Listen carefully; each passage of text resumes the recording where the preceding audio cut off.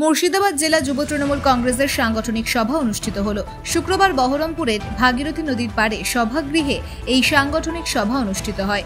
বহরমপুর লোকসভার তৃণমূল কংগ্রেস প্রার্থী ইউসুফ পাঠান বেলডাঙ্গার মির্জাপুরে জুম্মার নামাজ সেরে সোজা চলে আসেন বহরমপুরের ভাগীরথী নদীর পাড়ে একটি সভাগৃহে। এখানে যুব তৃণমূল কংগ্রেসের উদ্যোগে একটি সাংগঠনিক সভার আয়োজন করা হয়। সেই সাংগঠনিক সভায় দলের কর্মীদের উজ্জীবিত করতে বিভিন্ন বিষয় নিয়ে আলোচনা করেন তৃণমূল প্রার্থী ইউসুফ পাঠান।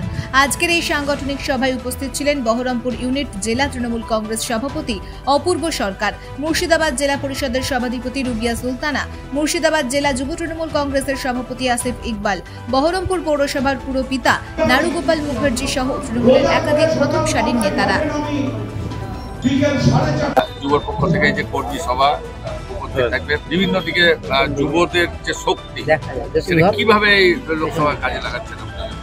দেখুন, আমাদের নেত্রীর নাম মমতা বন্দ্যোপাধ্যায় এবং আমাদের ছাত্র যুবর আবেগ সারা রাজ্য তথা সারা ভারতবর্ষে তিনি হচ্ছেন অভিষেক বন্দ্যোপাধ্যায়। তিনি বারংবার যুবদের পাশে থেকেছেন এবং অভিষেক বন্দ্যোপাধ্যায়ের নেতৃত্বেই মূলত যুবরা আজ সারা রাজ্যব্যাপী ঝাঁপিয়ে পড়ছে বিভিন্ন অন্যায়ের বিরুদ্ধে আন্দোলন।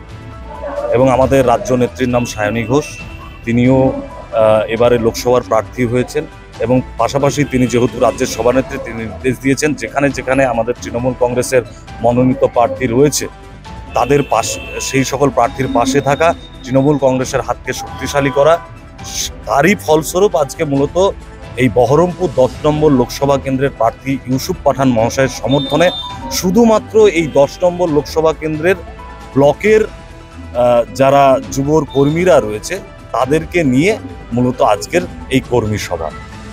কেমন সাড়া পাচ্ছেন, যাচ্ছেন বিভিন্ন? দেখুন, আপনারা তো দেখলেন পবিত্র মাহে রমজান মাস চলছে এবং আপনারা সকলে জানেন মুর্শিদাবাদ একটা আপনার সংখ্যালঘু অধ্যুষিত জেলা, এখানে মোহামেডানের সংখ্যাটা প্রচুর।